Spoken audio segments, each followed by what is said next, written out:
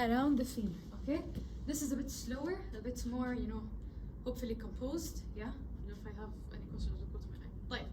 First, we have to understand what's going on. Okay, the way I understand anastomosis is I make the dots, then you connect them.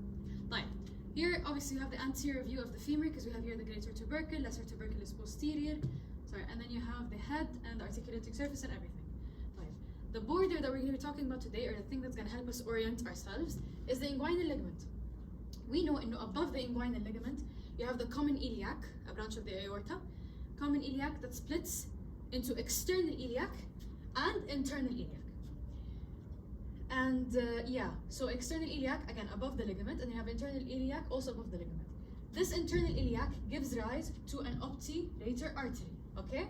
Then this obturator artery will go posterior to the external iliac, will give a branch called the Flovian artery, which now we know gives blood supply to the head of the femur in the flova, the little bony depression. Okay? And also, any above the ligament or above this surface here, you have coming down from it is superior gluteal artery, and you have inferior gluteal artery. So again, what do we have above? We have the external iliac, internal iliac, branch of internal iliac is obturator, branch of obturator is Flovian, feeds into the head of the femur. Then you also have the superior gluteal artery and the inferior gluteal artery. Hello. External iliac passed down the inguinal ligament, it becomes the femoral artery.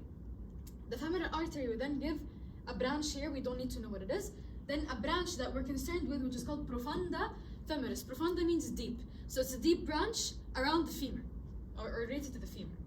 This profunda femoris will give rise to 3 branches. First, you have to remember Dr. Gibran said that the profunda down will perforate, right? It will split into 4. Regarding the anastomosis, we only need to be concerned with the first one, the first perforator. This one, this artery over here. Okay?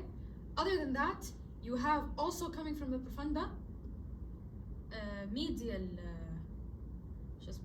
medial circumflex, because look, it wraps around. Medium circumflex and lateral circumflex. Yeah, so again, we have medial circumflex and lateral circumflex, okay?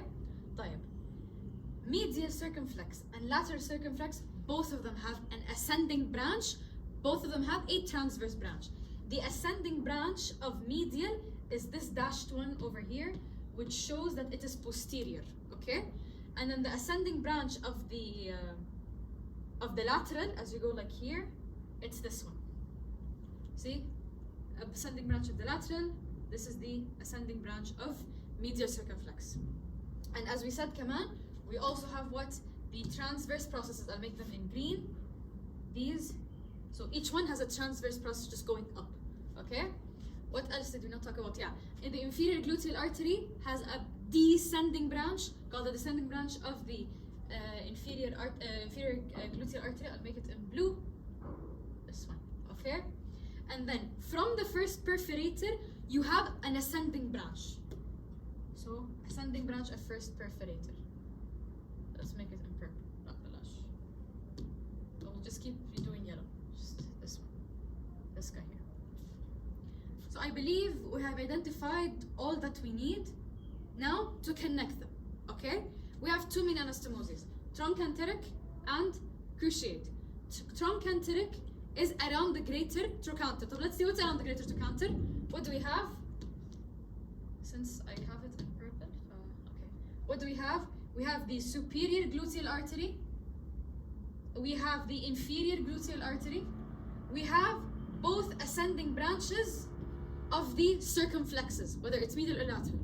So this makes the trochanteric anastomosis. Superior gluteal artery, inferior gluteal artery, and then both ascending, and as you can see, it's the spider-shaped structure that I did here. It represents them coming together as anastomosis. Okay? That's the trochanteric one. The other one, which is cruciate, obviously here it's not really anatomically correct, it's supposed to be near the lesser trochanter. Okay? Madam, it's near the lesser trochanter.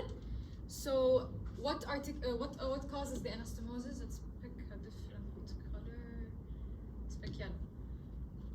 Oh, let's pick green. Okay? What's near the lesser trochanter? The descending branch of inferior gluteal artery. Then you have both transverse branches of the circumflex of the medial circumflex and lateral circumflex, and then finally the ascending branch of first perforator. All of them make anastomosis right here, cruciate anastomosis. Then finally, both of these anastomoses represented in orange, let's highlight it, represented in orange, come together to anastomose around the head of the femur or neck of the femur, which what gives it the blood supply.